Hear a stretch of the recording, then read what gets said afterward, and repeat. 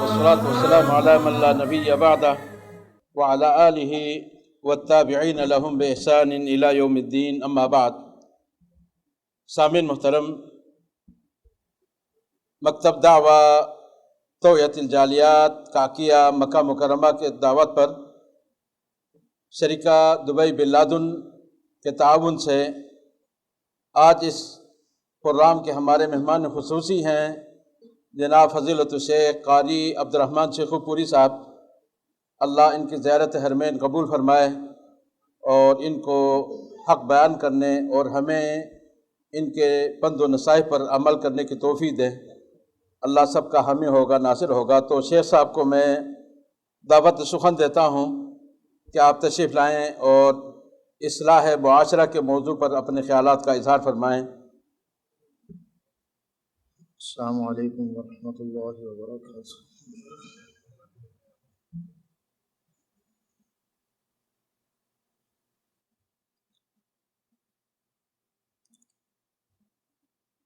ان الحمد للہ نحمده ونستعینه ونستغفره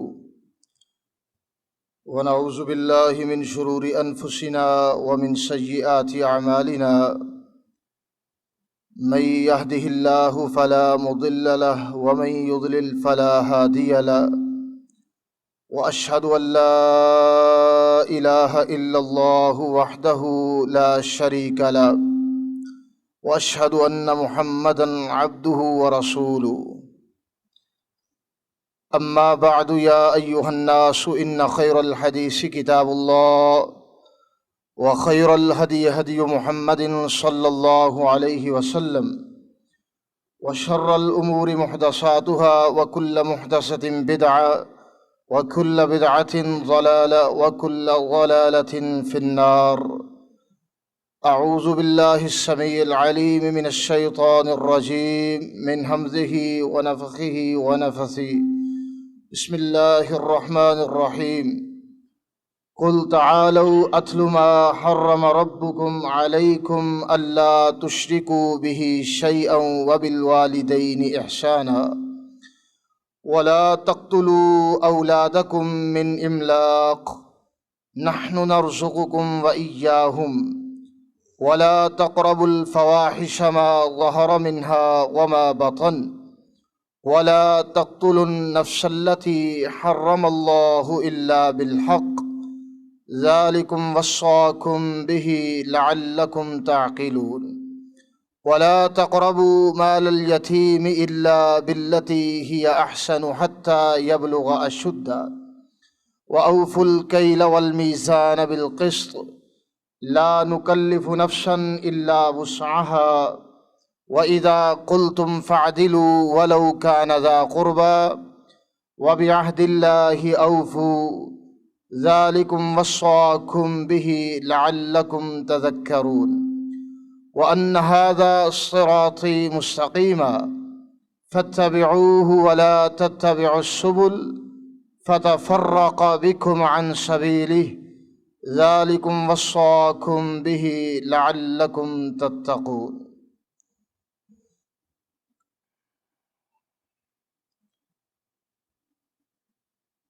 ہر قسم کی حمد و ثنا اللہ رب العزت والجلال اس ذات باری تعالیٰ کے لائق ہے۔ درود و سلام امام الانبیاء سید المرسلین امام اعظم سیدنا محمد الرسول اللہ صلی اللہ علیہ وسلم کی ذات گرامی پہ۔ معزز سامعین حضرات، میں نے اس وقت آپ احباب کے سامنے سورۃ الانعام کی 3 آیات مقدسات بالترتیب تلاوت کی ہیں۔ ان آیات مقدسات میں اللہ رب العزت والجلال نے معاشرے کی اصلاح کا ایک مکمل پروگرام تشکیل دیا ہے۔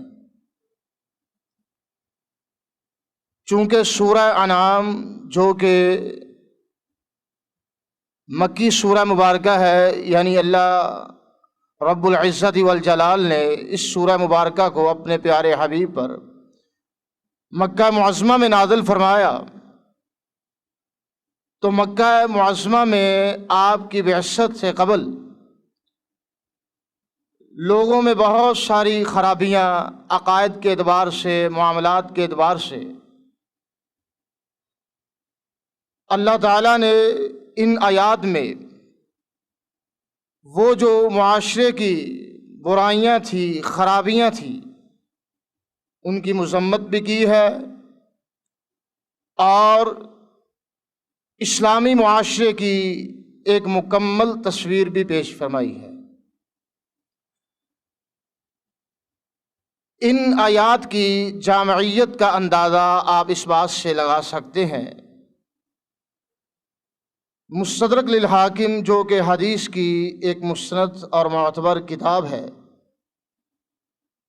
اس میں صحیح سند کے ساتھ یہ روایت موجود ہے، سیدنا عبداللہ بن عباس رضی اللہ تعالی عنہما، جو کہ آپ صلی اللہ علیہ وسلم کے چچا زاد بھائی ہیں، آپ کے جلیل القدر صحابی ہیں، اور مفسر قرآن کے لقب سے ان کو یاد کیا جاتا ہے۔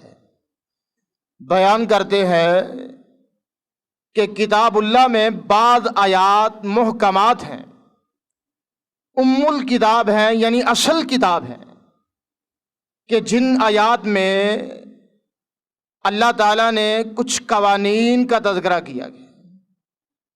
بعض باتیں نصیحت سے صرف تعلق رکھتی ہے، لیکن بعض باتیں قوانین سے تعلق رکھتی ہیں۔ قوانین کا احترام کرنا، ان کی پابندی کرنا، یہ ہر فرد و بشر کے لیے لازم ہوا کرتا ہے۔ اس لیے سیدنا عبداللہ بن عباس رضی اللہ تعالی عنہما بیان کرتے ہیں کہ یہ جو سورہ انعام کی 3 آیات مقدسات ہیں، یہی ام الکتاب ہیں، اصل کتاب ہیں، محکمات ہیں۔ یعنی اللہ تعالیٰ نے ان آیات میں قوانین کا تذکرہ کیا ہے، جن کا احترام کرنا، جن کی پابندی کرنا ہر فرد و بشر پر لازم ہے۔ ایسے سمجھے کسی ملک کا قانون، کسی علاقے کا قانون، اس کو توڑنا جرم ہوا کرتا ہے اور ایسا شخص مجرم کہلواتا ہے۔ اسی طرح جو شخص اپنے پیدا کرنے والے مالک کے قوانین کو توڑتا ہے، پامال کرتا ہے، تو سمجھ لینا چاہیے اس کی سزا کیا ہے، کتنا بڑا جرم ہے۔ یعنی یہ آیات اصل کتاب ہیں، ام الکتاب ہیں، محکمات ہیں، اور یہی سے ابھی حضرت عبداللہ بن عباس رضی اللہ تعالی عنہما آپ صلی اللہ علیہ وسلم سے بھی روایت کرتے ہیں۔ اسی حدیث کی کتاب میں یہ روایت موجود ہے کہ آپ نے فرمایا، روز محشر جو شخص ان آیات کی پابندی کرے گا، یعنی ان میں جو قوانین کا تذکرہ کیا گیا ہے ان کا احترام کرے گا اور ان قوانین کو اپنے اوپر لاگو کرے گا، ان کی پابندی کرے گا، تو نبی محترم صلی اللہ علیہ وسلم کا ارشاد گرامی ہے، آپ نے فرمایا یقیناً اللہ تعالیٰ کی طرف سے اس پر اجر و ثواب ثابت ہو جاتا ہے۔ یعنی کیا مطلب؟ کہ روز محشر اللہ رب العزت والجلال اس کی کوتاہیوں کو معاف کر کے اس کو اپنی بنائی ہوئی جنت میں داخلہ عطا کر دیں گے۔ کتنی بڑی سعادت ہے۔ اس لیے ان آیات پہ غور کرنا تہ دل سے، یہ بطور قوانین ہے، اور ان قوانین کی پابندی کرنا ہر فرد و بشر پر لازم اور ضروری ہے۔ اللہ رب العزت والجلال نے بات کا آغاز کیا ہے سب سے پہلے اپنے حقوق سے۔ قرآن پاک کا ایک انداز ہے، قرآن کا ایک اسلوب ہے، اور ایسی فصاحت و بلاغت والی کتاب ہے کہ دنیا کی کوئی بھی کتاب اس جیسی فصاحت اور بلاغت پیش نہیں کر سکتی، چاہے کسی عربی کی ہو یا عجمی کی ہو۔ قرآن کریم جیسی فصاحت و بلاغت کسی بھی دنیا کی کتاب میں نہیں۔ ذرا توجہ فرمانا، ارشاد ربانی ہے، اعوذ باللہ من الشیطان الرجیم، قل تعالوا اتل ما حرم ربکم علیکم اللہ تشرکوا بہ شیئا۔ 10 چیزوں کا ان 3 آیات میں تذکرہ ہے کہ ان کی پابندی کرنا اور بعض جرائم ان سے بچنا ہر صورت میں لازمی اور ضروری ہے۔ ذرا بات توجہ طلب ہے۔ اللہ پاک نے فرمایا، قل تعالوا اتل ما حرم ربکم علیکم اللہ تشرکوا بہ شیئا۔ اے میرے محبوب پیغمبر صلی اللہ علیہ وسلم، ان لوگوں کو اعلان کر کے کہہ دیجئے، تعالوا، آ جاؤ، اتل ما حرم ربکم علیکم، میں ایسی چیزیں تمہیں پڑھ کے سناؤں کہ جن باتوں کو اللہ پاک نے تم لوگوں پر ناجائز قرار دیا ہے، حرام قرار دیا ہے، جن کا ارتکاب کرنے والا مالک کی سزا کا مستحق ہو جاتا ہے، جن کا ارتکاب کرنے والا بہت بڑا مجرم بن جاتا ہے اور معاشرے کا ناسور بن جاتا ہے۔ ارشاد ربانی ہے سب سے پہلے نمبر پہ، اللہ تشرکوا بہ شیئا، کہ اللہ کی ذات کے ساتھ کسی کو شریک نہیں ٹھہرانا۔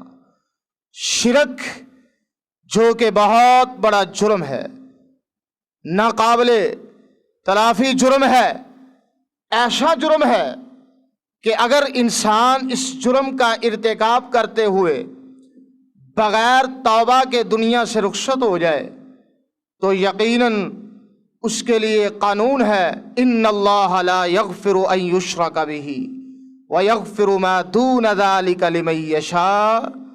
ارشاد باری تعالیٰ ہے، جو شخص شرک کا ارتکاب کرتے ہوئے اللہ کے پاس پہنچ گیا، اللہ تعالیٰ نے اس کے لیے اپنی رحمت کے، اپنی بخشش کے، اپنی مغفرت کے، اپنی معافی کے دروازوں کو بند کر دیا ہے۔ اس کے لیے بالکل کوئی معافی نہیں، وہ ایک مجرم کی حیثیت سے اپنے مالک کے پاس جا رہا ہے۔ لہذا شرک کیا ہے؟ انسان اللہ تعالیٰ کو ذات کے اعتبار سے، صفات کے اعتبار سے اکیلا تسلیم نہ کرے۔ بعض اوقات ذات کے اعتبار سے شرک، بعض اوقات صفات کے اعتبار سے شرک، بعض اوقات عبادات میں شرک۔ ذات میں شرک کیا ہے؟ جس طرح یہود نے کیا، سیدنا عزیر علیہ السلام کو اللہ کا بیٹا بنا لیا، وقالت الیہود عزیر ابن اللہ، اور عیسائیوں نے سیدنا عیسیٰ روح اللہ علیہ السلام کو اللہ کا بیٹا بنا لیا۔ آج بھی اللہ کی پناہ یہ عقیدہ بعض علاقوں میں بڑھتا جا رہا ہے انبیاء کے متعلقہ، کہ انبیاء معاذ اللہ یہ اللہ کے نور سے پیدا ہوئے ہیں، انبیاء علیہ باللہ یہ اللہ کے نور سے پیدا ہوئے ہیں۔ دوستو، نہایت قابل صد احترام بزرگوں، ارض مقدس پہ رہنے والوں، اس بات کو یاد رکھنا، اللہ کی ذات کیسی ہے؟ لم یلد ولم یولد، اللہ سے کوئی چیز نہیں نکلی، اللہ کسی سے پیدا نہیں ہوئے۔ یہ بات لازم اور ضروری ہے کہ اللہ کو ماننا ہے، قل هو اللہ احد، یہ عقیدہ بنانا ہے کہ اللہ ایک ہے، ذات کے اعتبار سے بھی ایک ہے۔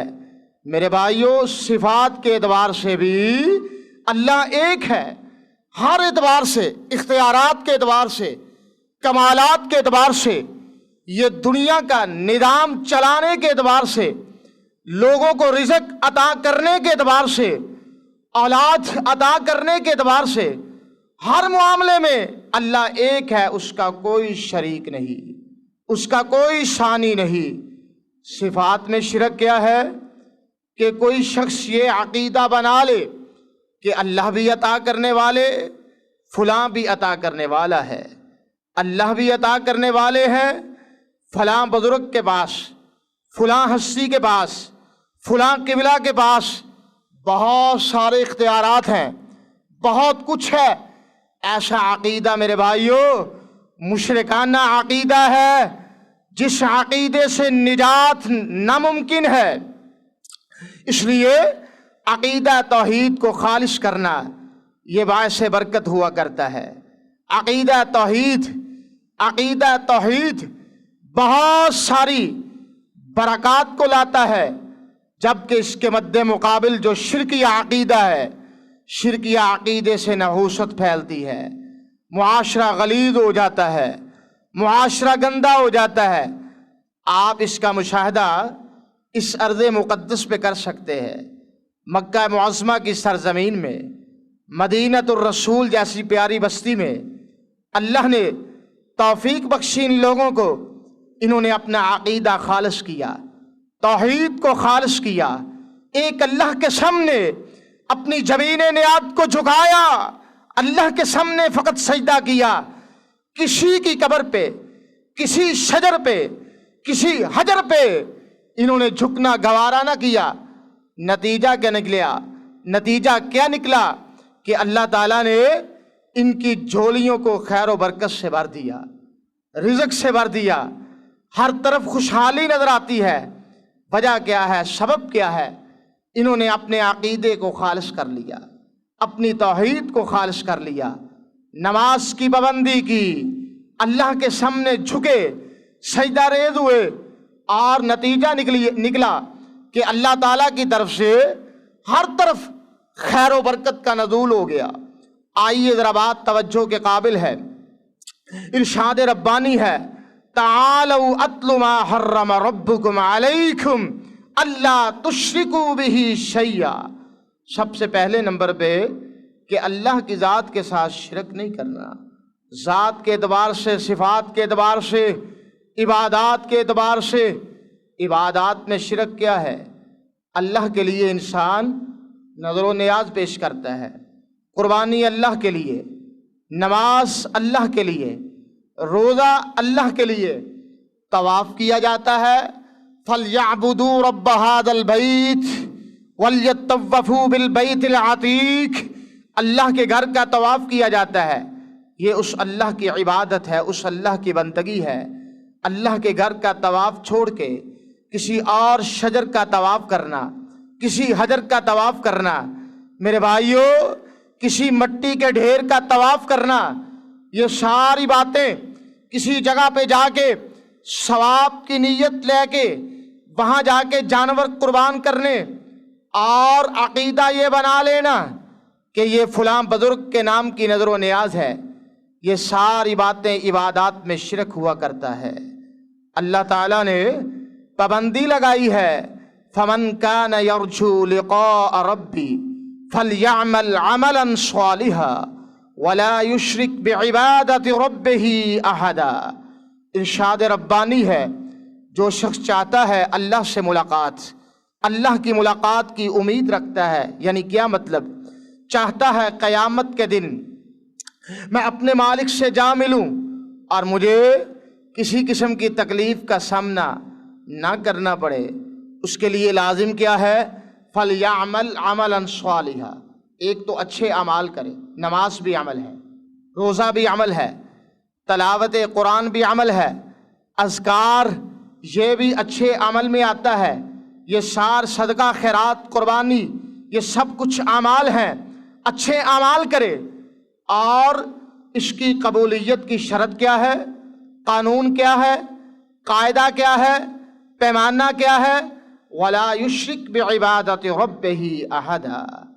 ارشاد ربانی ہے کہ اللہ کی عبادت میں کسی غیر کو شریک نہ ٹھہرائے۔ کیا مطلب ہے؟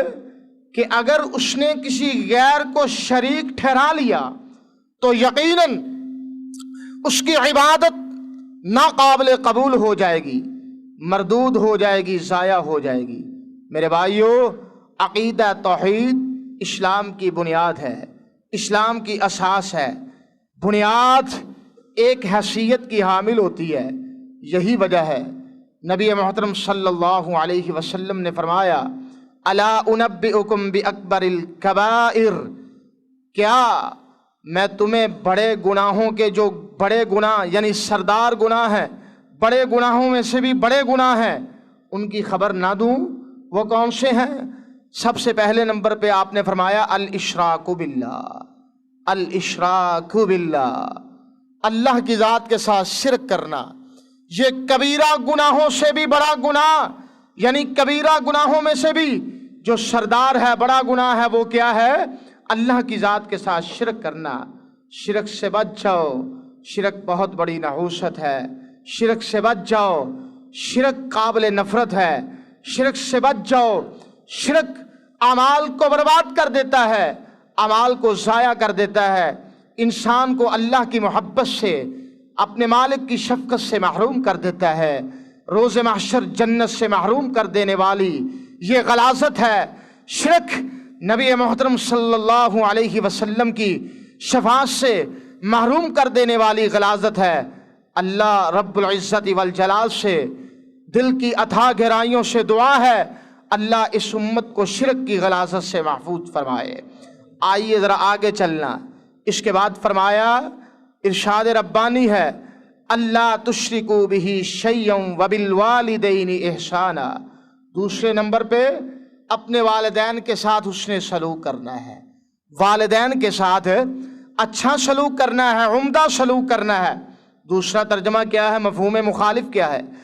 کہ جس طرح شرک کا ارتکاب کرنا حرام ہے، ناجائز ہے، جرم ہے، اسی طرح والدین کی جو نافرمانی ہے یہ بھی بات جرم ہے، حرام ہے۔ نبی محترم صلی اللہ علیہ وسلم آپ کو بہت کم غصہ آتا، طبیعت میں بہت نرمی، طبیعت میں بڑی محبت، طبیعت میں بے پناہ شفقت، لیکن اس موقع پر آپ کو غصہ آیا، آپ نے 3 مرتبہ فرمایا راغم انف، راغم انف، راغم انف۔ صحیح مسلم کی حدیث پاک ہے، آپ نے فرمایا اس بندے کا ناک خاک آلود ہو جائے، یعنی وہ تباہ و برباد ہو جائے، ذلیل و خوار ہو جائے۔ کون شخص؟ یہ کون سا بدترین انسان ہے؟ آپ نے فرمایا من ادرک ابویہ عند الکبر احدہما او کلیہما فلم یدخل الجنہ، کہ جس نے اپنی زندگی میں اپنے بوڑھے والدین کو زندہ پا لیا، والدہ ماجدہ کو زندہ پا لیا، یا والد کو زندہ پا لیا، یا دونوں نعمتیں اس کو مل گئیں، ان کی خدمت کر کے اپنے نامے اپنے اللہ سے جنت کو واجب نہ کروا سکا، وہ بندہ ذلیل و خوار ہو جائے، تباہ و برباد ہو جائے۔ دوستو، یہ کیسا جرم ہے، والدین کی نافرمانی، والدین کی گستاخی، کہ جس جرم کرنے والے کے لیے نبی محترم صلی اللہ علیہ وسلم بھی سختی والے کلمات اپنی زبان رحمت سے ادا کر رہے ہیں۔ آئیے ذرا غور فرمانا، والدین کی تابعداری کرنا، والدین کے ساتھ احسان کرنا، والدین سے حسن سلوک کرنا، یہ اچھے لوگوں کا شیوا ہوا کرتا ہے اور معاشرے کی اصلاح کا بہت بڑا ذریعہ ہے۔ اگر کوئی شخص اپنے والدین کا حیا کرے گا، یقیناً اس میں جذبہ پیدا ہوگا کہ وہ ہر بڑے کا حیا کرے، اس میں یہ جذبہ پیدا ہوگا کہ وہ دوسرے کے والدین کا بھی احترام کرے، بوڑھوں کا حیا کرے۔ اس لیے یہ بات بھی انتہائی لازم اور ضروری ہے، اور قرآن و حدیث میں متعدد دلائل ہیں۔ وقت کی قلت کے پیش نظر میں اشارے کنائے کر کے آگے گزرتا جاؤں، ذرا بات توجہ کے قابل ہے۔ والدین کے ساتھ پیار اور محبت رکھنا، والدین کے ساتھ شفقت سے پیش آنا، یہ جنت کے داخلے کا، جنت کے حصول کا ایک بہت بڑا سبب ہے۔ اور جو شخص دنیا میں رہ کر اپنے والدین کی نافرمانی کرتا ہے، والدین کا دل دکھاتا ہے، والدین سے برا سلوک کرتا ہے، بدسلوکی کرتا ہے، اس بات کو یاد رکھنا وہ اس جرم کی سزا پائے بغیر دنیا سے رخصت نہیں ہوتا۔ اس کی اولاد بھی اس کے ساتھ اسی طرح کا سلوک کرتی ہے، تب اس کو موت آتی ہے۔ اس لیے اللہ سے ڈر جاؤ میرے نوجوان بھائیوں، اس بات کو یاد رکھنا، والدین کے ساتھ پیار کرنا یہ اللہ کی رحمت کا بہت بڑا ذریعہ ہوا کرتا ہے، اللہ کی محبت کا بہت بڑا ذریعہ ہوا کرتا ہے۔ اس لیے اللہ تعالیٰ نے بطور قانون اس بات کا تذکرہ فرمایا وَبِالْوَالِدَيْنِ إِحْسَانًا، اور اس کے بعد فرمایا وَلَا تَقْتُلُوا أَوْلَادَكُمْ مِنْ إِمْلَاقٍ نَحْنُ نَرْزُقُكُمْ وَإِيَّاهُمْ۔ ارشاد ربانی ہے، ذرا قرآن کے اسلوب پہ غور کرنا، کیسا پیارا انداز ہے۔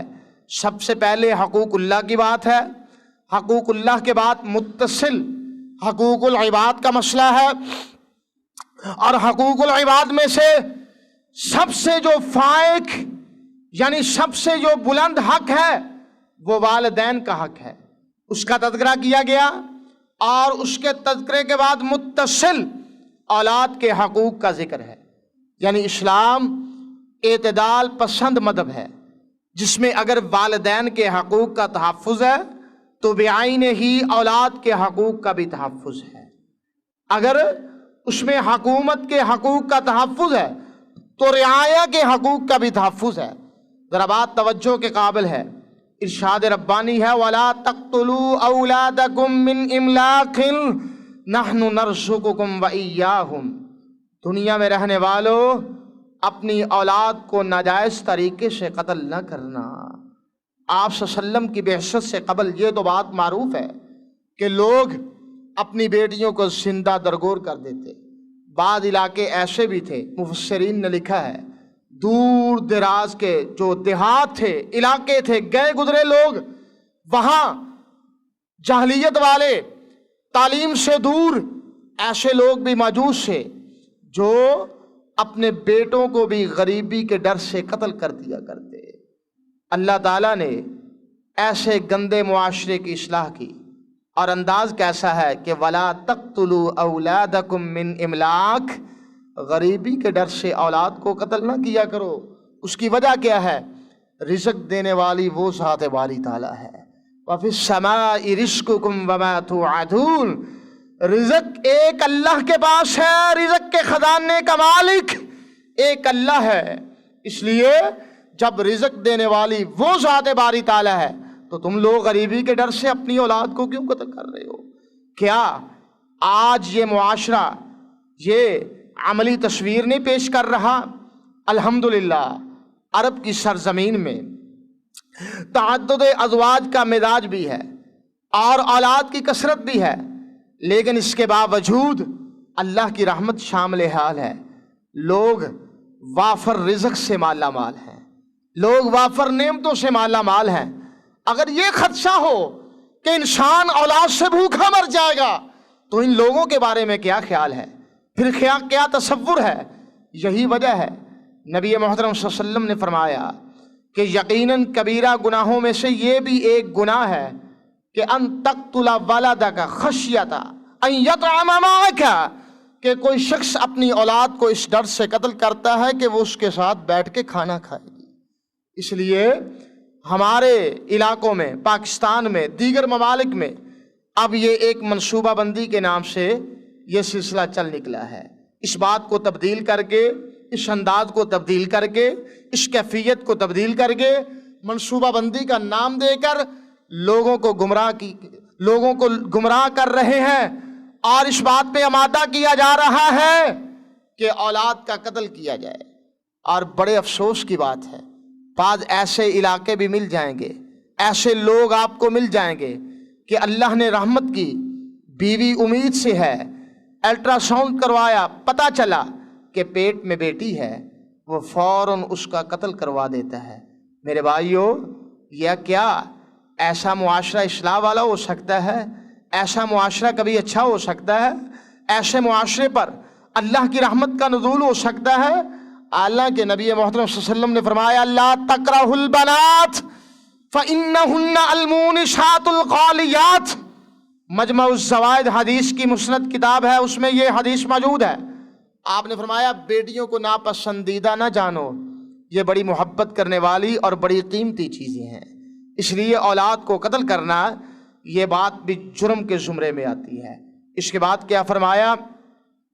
وَلَا تَقْرَبُوا الْفَوَاحِشَ مَا ظَهَرَ مِنْهَا وَمَا بَطَنَ، بے حیائی ظاہری ہو یا پوشیدہ ہو، چھپ کے کرے یا لوگوں کے سامنے بے حیائی کا ارتکاب کرے، ارشاد ربانی ہے، قانون ہے کہ اس کے قریب تک نہیں جانا، چونکہ بے حیائی معاشرے کی خرابی کا ایک بہت بڑا ناسور ہے۔ بے حیائی سے معاشرہ گندا ہو جاتا ہے۔ جس جگہ حیا آ جائے وہاں اللہ کی رحمت نازل ہوتی ہے، جس جگہ میں بے حیائی کا ارتکاب کیا جائے وہ گھر، وہ ادارہ، وہ جگہ، وہ سرزمین غلیظ ہو جایا کرتی ہے۔ اس لیے نبی پاک نے فرمایا الحیاء شعبۃ من الایمان، آپ نے فرمایا حیا ایمان کی شاخوں میں سے ایک اعلیٰ ترین شاخ ہے۔ لوگوں حیا کو اختیار کرو۔ جو شخص بے حیائی کا ارتکاب کرے، دیکھیں یہ نہیں کہا کہ بے حیائی کو اختیار نہیں کرنا، بلکہ کتنا زور والا انداز ہے کہ وَلَا تَقْرَبُوا الْفَوَاحِشَ، بے حیائی کے قریب تک نہیں پھٹکنا۔ نٹ میں بے حیائی، کیبل میں بے حیائی، ڈش اینٹینے لگے ان میں بے حیائی، موبائل جوال ان میں بے حیائی، یہ ساری چیزیں۔ اور ہمارے ملکوں میں کیا انداز ہے، اس ارض مقدس پہ آ کر بڑی خوشی ہوتی ہے، دل کو سکون ہوتا ہے، اطمینان ہوتا ہے کہ یہاں کسی بھی دیوار پر، کسی بھی جگہ پر کسی بے پردہ عورت کی تصویر نظر نہیں آئے گی۔ الحمدللہ، اللہ کا یہ خاص فضل ہے۔ اللہ تعالیٰ ان لوگوں کی محنت کو قبول فرمائے۔ خادم الحرمین شریفین، اللہ ان کی زندگیاں دراز فرمائے۔ بات توجہ کے قابل ہے۔ میں کیا گزارشات کر رہا ہوں، ہمارے علاقوں میں کیا ہوتا ہے کہ چیز استعمال والی مرد کی ہے، مثال کے طور پر موٹر سائیکل ہے، اب موٹر سائیکل مرد نے چلانی ہے، جب اس کی مشہوری ہوتی ہے اس میں تصویر عورت کی ہوتی ہے۔ اِنَّ لِلَّهِ وَإِنَّا إِلَيْهِ رَاجِعُونَ، کیا یہ کھلونا ہے؟ کیا یہ تفریح ہے؟ کیا یہ بے حیائی کا انداز اپنا کے مسلمان کے دل کو خوشی ہو؟ یہ کیسی مسلمانی ہے، کیسی غیرت ہے، کیسا ایمان ہے؟ رسول محترم نے فرمایا کہ جس قوم میں بے حیائی آ جائے لم تظہر الفاحشۃ فی قوم قط حتی یعلنوا بها الا فشا فیہم الطاعون والاوجاع التي لم تكن مضت فی اسلافهم الذین مضوا۔ سنن ابن ماجہ کی حدیث ہے، آپ نے فرمایا جس قوم میں اعلانیہ طور پر بے حیائی کا ارتکاب شروع ہو جائے اس قوم میں بیماریاں پھیل جاتی ہیں، بھوک پھیل جاتی ہے، کمانے والے بھی ہوتے ہیں لیکن خیر و برکت نہیں ہوتی، ایسی ایسی بیماریاں پیدا ہو جاتی ہیں جن کا سابقہ ادوار میں تذکرہ تک نہیں ہوتا، نام تک نہیں ہوتا۔ یہی وجہ ہے اس قوم میں حیا ختم ہو چکا ہے، بے حیائی دن بدن بڑھتی جا رہی ہے، آگے جا رہی ہے۔ اللہ تعالیٰ امت محمدیہ میں کامل حیا پیدا فرمائے، اللہ حیا کی دولت سے مالا مال فرمائے۔ میرے بھائیوں، دوستوں، نوجوان بھائیوں، عزیز بھائیوں، ارض مقدس پہ رہنے والوں، اپنی آنکھوں میں حیا پیدا کیجئے، اپنے دل میں حیا پیدا کیجئے، اپنے دماغ میں حیا پیدا کیجئے، اپنے آپ کو باحیا بنا لیجئے۔ اس کی وجہ کیا ہے؟ حیا ایک ایسی نعمت ہے جس جگہ حیا آ جائے وہاں اللہ کے فضل سے رزق کے ڈھیر لگ جاتے ہیں، اللہ کی رحمتیں نازل ہو جاتی ہیں۔ اور آئیے ذرا غور فرمانا، اس کے بعد کیا فرمایا؟ وَلَا تَقْتُلُوا النَّفْسَ الَّتِي حَرَّمَ اللَّهُ إِلَّا بِالْحَقِّ، کسی جان کو قتل بھی نہیں کرنا۔ یہ بھی ایک معاشرے کی بہت بڑی خرابی ہے، افراتفری ہے۔ قتل و غارت کا سلسلہ شروع ہوگا، قتل و غارت کا بازار گرم ہوگا تو معاشرے میں فساد بڑھے گا، معاشرے میں فساد پھر بڑھ جائے گا، پریشانی بڑھ جائے گی۔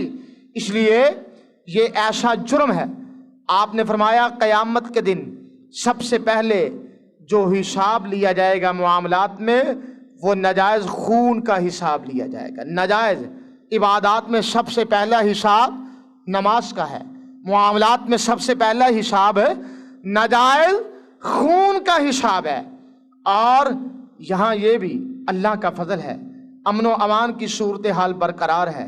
ہمارے ملکوں میں کیا ہے؟ بد امنی دن بدن پھیل رہی ہے۔ ایک موبائل کے حصول کی خاطر 2 4 5 ہزار روپے کی خاطر کسی بندے کو قتل کر دیا جاتا ہے، ڈکیٹی کے دوران فائر لگا کے، اس کی جان کی کوئی قدر و قیمت نہیں۔ یہ کیسی بات ہے؟ کیسا معاشرہ ہے؟ اس معاشرے میں پھر افراتفری پھیلے گی۔ رسول مکرم صلی اللہ علیہ وسلم نے کسی بھی صورت میں اس بات کو پسند نہیں کیا۔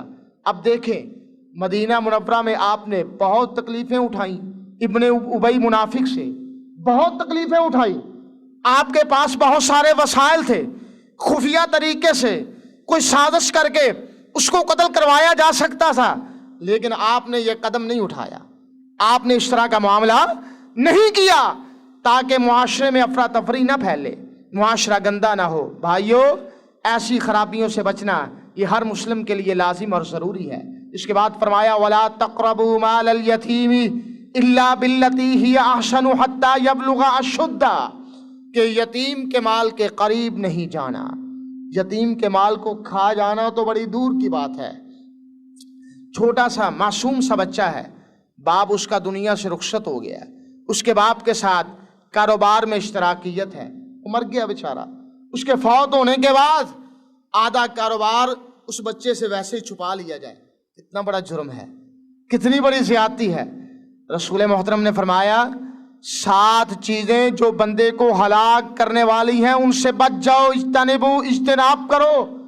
ان میں سے یہ بھی ہے کہ کوئی شخص اکل مال الیتیم، یتیم کا مال کھا جائے، اور یتیم کا مال کھانا، ان الذین یاکلون اموال الیتامی ظلما انما یاکلون فی بطونہم نارا۔ ارشاد ربانی ہے کہ جو شخص یتیم کا مال کھاتا ہے اس کے پیٹ میں مال نہیں جا رہا، جہنم کے انگارے جا رہے ہیں۔ اس لیے اسلام نے ایک پاکیزہ معاشرہ پیش کیا۔ آپ کی بعثت ہوئی، آپ نے فرمایا کہ دنیا کے اندر رہنے والوں انا وکافل الیتیم ہاکذا فی الجنہ، صحیح مسلم کی حدیث پاک ہے۔ آپ نے فرمایا جو شخص یتیم کی کفالت کرنے والا ہے وہ شخص اور محمد صلی اللہ علیہ وسلم قیامت کے دن جنت میں اس طرح ہوں گے جس طرح یہ 2 انگلیاں اکٹھی ہیں۔ اللہ اکبر، جس طرح یہ 2 انگلیاں اکٹھی ہیں۔ اس لیے یہ بات بھی جرم کے زمرے میں آتی ہے، وَلَا تَقْرَبُوا مَالَ الْيَتِيمِ إِلَّا بِالَّتِي هِيَ أَحْسَنُ حَتَّى يَبْلُغَ أَشُدَّهُ، اس کے مال کی حفاظت کرنی ہے جب تک وہ بلوغت کی عمر کو پہنچ نہ جائے۔ اس کے بعد فرمایا وَأَوْفُوا الْكَيْلَ وَالْمِيزَانَ بِالْقِسْطِ لَا نُكَلِّفُ نَفْسًا إِلَّا وُسْعَهَا، ماپ تول میں کمی پیشی نہیں کرنی، یہ بھی بہت بڑا جرم ہے، اور ایسا ناقابل معافی جرم ہے جس جرم کی وجہ سے اللہ کی طرف سے عذاب آ جایا کرتا ہے۔ قرآن پڑھ کے دیکھیے، سیدنا شعیب علیہ السلام کی قوم پہ عذاب آیا، ان کا جرم کیا تھا؟ وہ بد نصیب ماپ تول میں کمی پیشی کیا کرتے تھے۔ آسمان سے پیغام آ رہا ہے وَيْلٌ لِّلْمُطَفِّفِينَ الَّذِينَ إِذَا اكْتَالُوا عَلَى النَّاسِ يَسْتَوْفُونَ وَإِذَا كَالُوهُمْ أَوْ وَّزَنُوهُمْ يُخْسِرُونَ أَلَا يَظُنُّ أُولَٰئِكَ أَنَّهُمْ مَبْعُوثُونَ لِيَوْمٍ عَظِيمٍ يَوْمَ يَقُومُ النَّاسُ لِرَبِّ الْعَالَمِينَ۔ ہلاکت ہے، جہنم کا ویل مقام ہے، جہنم کی گہرائی ہے ان لوگوں کے لیے جو ماپ تول میں کمی پیشی کرتے ہیں، جو چیز لیتے وقت زیادہ تول، فروخت کرتے وقت کم تول۔ یہ ایسی خرابی ہے جس خرابی کی وجہ سے آپ نے فرمایا وَلَمْ تَنْقُصُوا الْمِكْيَالَ وَالْمِيزَانَ إِلَّا أُخِذُوا بِالسِّنِينِ وَشِدَّةِ الْمَؤُونَةِ وَجَوْرِ السُّلْطَانِ عَلَيْهِمْ۔ نبی محترم نے فرمایا جس قوم میں ماپ تول میں زیادتی کا عمل شروع ہو جائے اس قوم سے برکت اٹھ جایا کرتی ہے اور اس کی معیشت تنگ ہو جاتی ہے، وہ معاشرہ پریشان ہو جاتا ہے۔ اخذوا بالسنین وشدۃ المؤونہ، قحط سالی ان پہ مسلط کر دی جاتی ہے۔ وجور السلطان علیہم، ظالم حکمران ایسے لوگوں پر مسلط کر دیے جاتے ہیں۔ یہی وجہ ہے کہ ہمارے علاقوں میں یہ پریشانیاں بڑھتی جا رہی ہیں۔ آئیے ذرا غور فرمانا۔ اس کے بعد کیا فرمایا کہ لا نکلف نفسا الا وسعها واذا قلتم فاعدلوا ولو كان ذا قربى، اللہ تعالیٰ کسی جان کو اس کی وسعت سے زیادہ تکلیف نہیں دیتے۔ یہ جو قوانین بیان کیے جا رہے ہیں ان کو لازم اپنانے کی وسعت آپ لوگوں میں موجود ہے۔ آپ کنٹرول کر سکتے ہیں کہ کسی کو قتل نہ کریں، آپ اپنی زندگی میں لازم کر سکتے ہیں شرک کا ارتکاب نہ کریں، لازم کر سکتے ہیں اپنے والدین کی نافرمانی نہ کریں، لازم کر سکتے ہیں کہ یتیم کا مال نہ کھائیں۔ یہ باتیں آپ پر کوئی بہت زیادہ گراں تو نہیں۔ اس مالک نے آپ کو پیدا کیا، اس کے قوانین کا احترام کرنا، حیا کرنا، یہ آپ کا ویسے ہی اخلاقی فرض بنتا ہے۔ آئیے ذرا غور فرمانا، اس کے بعد کیا فرمایا کہ دنیا کے اندر رہنے والوں وَأَوْفُوا الْكَيْلَ وَالْمِيزَانَ بِالْقِسْطِ لَا نُكَلِّفُ نَفْسًا إِلَّا وُسْعَهَا وَإِذَا قُلْتُمْ فَاعْدِلُوا وَلَوْ كَانَ ذَا قُرْبَى، کہ اگر کوئی بھی بات چاہے کسی قریبی کے متعلق بھی کرنی پڑے، کسی کے متعلق کوئی بھی بات، کوئی گواہی دینی پڑے، اس میں سچائی کا پہلو نمایاں ہونا چاہیے، اس میں کمی پیشی نہیں کرنی، جان بوجھ کے کسی کے بارے غلط معلومات فراہم نہیں کرنی ہے جی، جان بوجھ کے کسی کے بارے میں غلط تصور پیش نہیں کرنا، یہ بہت بڑا جرم ہے۔ جیسے کہ دوسرے مقام پہ فرمایا وَلَا يَجْرِمَنَّكُمْ شَنَآنُ قَوْمٍ عَلَىٰ أَلَّا تَعْدِلُوا اعْدِلُوا هُوَ أَقْرَبُ لِلتَّقْوَىٰ، کسی قوم کا جو بغض ہے تمہارے دل میں تمہیں مجبور نہ کر دے، وہ عناد کہ اس کے بارے میں تم لوگوں کو غلط باتیں بتاتے پھرو، اپنی طرف سے بنا کے، اپنی طرف سے گھڑ کے جھوٹی گواہی دو، یہ بات ناقابل معافی جرم ہے، اس سے بھی بچنا لازم اور ضروری ہے۔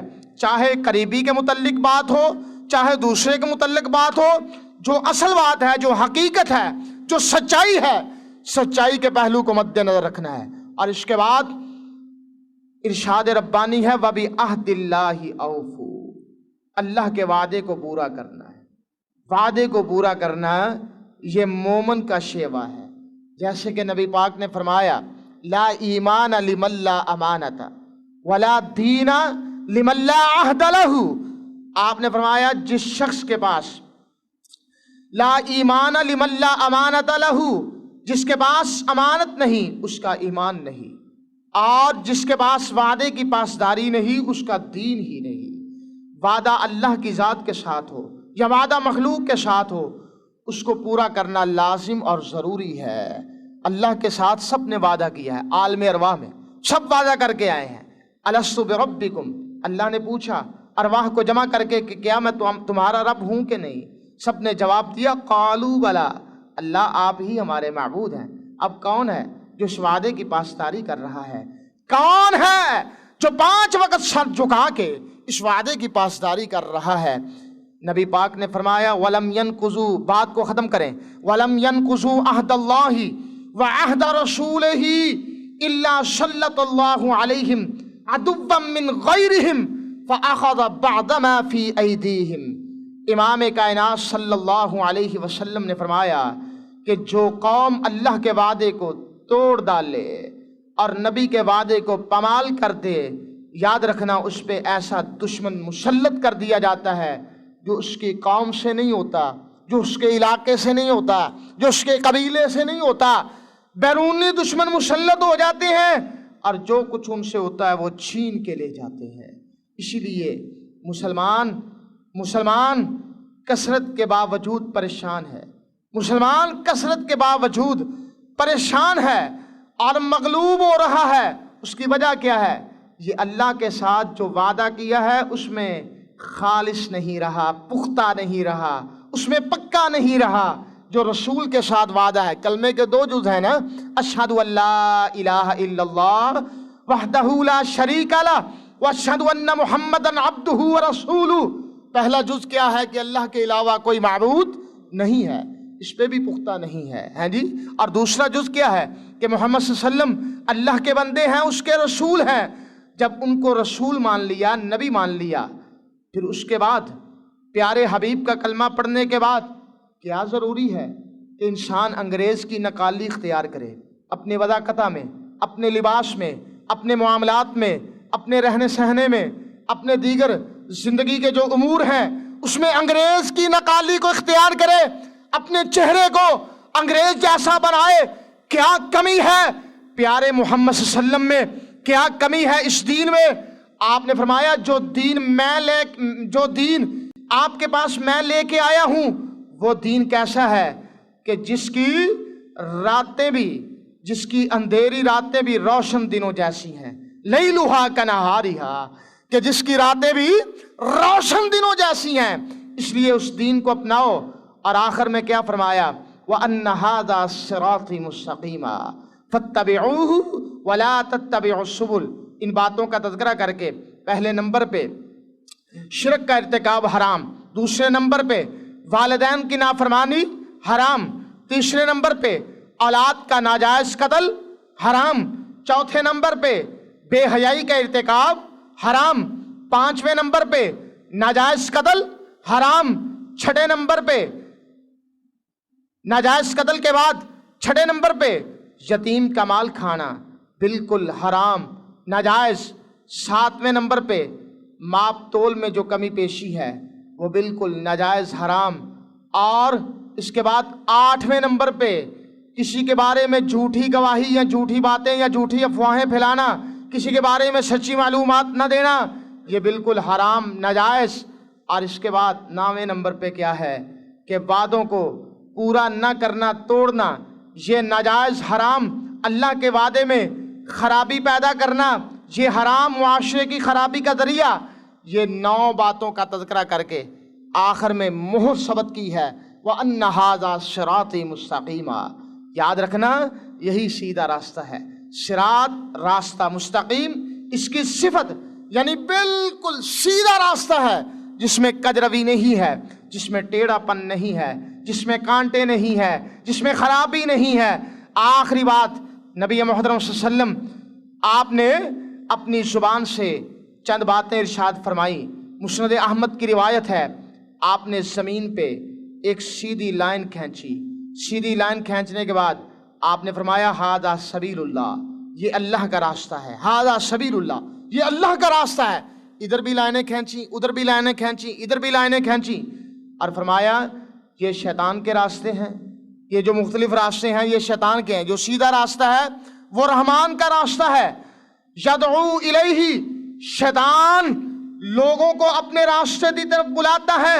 بھائیوں، بے حیائی شیطان کا راستہ ہے، سود شیطان کا راستہ ہے، شرک شیطان کا راستہ ہے، یتیم کا مال کھانا شیطان کا راستہ ہے، والدین کی نافرمانی اختیار کرنا شیطان کا راستہ ہے، اولاد کے حقوق کا تحفظ نہ کرنا شیطان کا راستہ ہے۔ یہ شیطانی راستوں کو اختیار نہیں کرنا، رحمان کے راستے پہ چلنا ہے۔ نتیجہ کیا نکلے گا؟ یہ راستہ سیدھا آپ کو جنت میں لے جائے گا۔ آپ نے فرمایا وَأَنَّ هَذَا، یہ حدیث بیان کرنے کے بعد آپ نے یہی آیت مبارکہ کی تلاوت کی، وَأَنَّ هَذَا صِرَاطِي مُسْتَقِيمًا فَاتَّبِعُوهُ وَلَا تَتَّبِعُوا السُّبُلَ فَتَفَرَّقَ بِكُمْ عَنْ سَبِيلِهِ ذَلِكُمْ وَصَّاكُمْ بِهِ لَعَلَّكُمْ تَتَّقُونَ۔ اللہ تعالیٰ تم پر یہ پابندی لاگو کر رہے ہیں کہ اس کی پیروی کرو اور اس کے علاوہ کی پیروی چھوڑ دو۔ اللہ وصیت کر رہے ہیں تاکہ تم لوگ پرہیزگار بن جاؤ، متقی بن جاؤ۔ دعا ہے جو کچھ بیان کیا ہے میرا پروردگار اپنی بارگاہ میں قبول و منظور فرمائے، اور جن دوستوں نے، بھائیوں نے، شیخ صاحب نے اس پروگرام کا اہتمام کیا ہے، انتظام کیا ہے، اللہ تعالیٰ سب کی محنت اپنی بارگاہ میں مقبول و منظور فرمائے۔ سبحان ربک رب العزت عما یصفون وسلام علی المرسلین والحمد للہ رب العالمین۔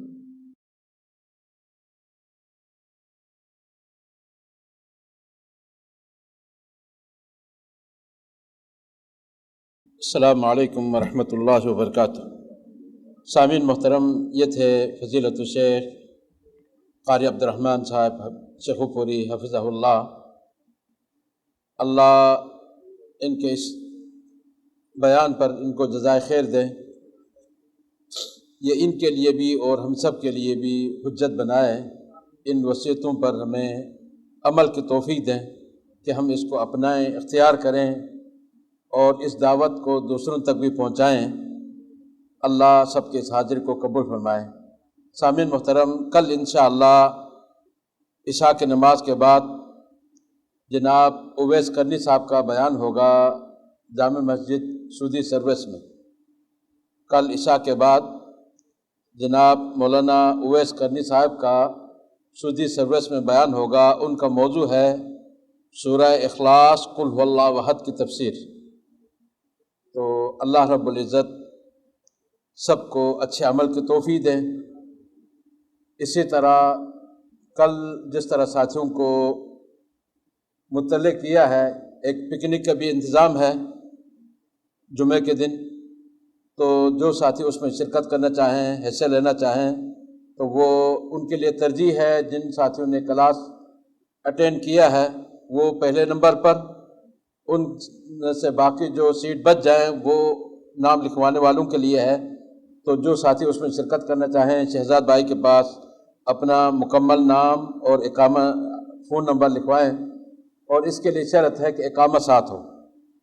جس کے پاس اقامہ یا کمپنی کا پیپر نہیں ہے وہ نام نہ لکھوائیں، ہو سکتا ہے کہیں چیکنگ وغیرہ بھی ہو راستے میں۔ تو اللہ رب العزت ہمیں اچھے سے اچھے عمل کرنے کی توفیق دے اور دیگر بدعمالیوں سے اللہ ہمیں محفوظ رکھے۔ اللہ اس نیک عمل کے واسطے وسیلے سب کے گناہوں کو، پریشانیوں کو دور فرمائے، گناہوں کو معاف فرمائے، نیک مقاصد میں جائز تمنا اور ذریعات میں اللہ کامیابی دے، کامرانی دے۔ دنیا بھر کے مسلمانوں کو اللہ کتاب اور سنت پر متحد اور متفق فرمائے۔ جہاں بھی مسلمان مظلوم اور مقہور ہیں اللہ ان کی فریاد رسی فرمائے۔ جو بھی بیمار ہیں اللہ ان کو صحت تندرستی دے۔ جو بھی پریشان حال ہیں اللہ ان سب کی پریشانی فرمائے، دور فرمائے، حاجت روائی مشکل کشائی فرمائے۔ جو بھی کلمہ گو اللہ کو پیارے ہو چکے ہیں اللہ ان کے مغفرت فرمائے۔ وصلی اللہ تعالی علی خیر خلقہ محمد وعلی آلہ وصحبہ اجمعین۔ آخر میں ایک بار پھر شیخ صاحب کا اور آپ سب کا شکریہ ادا کرتا ہوں۔ اللہ سب کو اس حاضری پر جزائے خیر دے، اس حاضری کو قبول فرمائے، منظور فرمائے۔ وصلی اللہ تعالی علی خیر خلقہ محمد وعلی آلہ وصحبہ اجمعین۔ والسلام علیکم ورحمۃ اللہ وبرکاتہ۔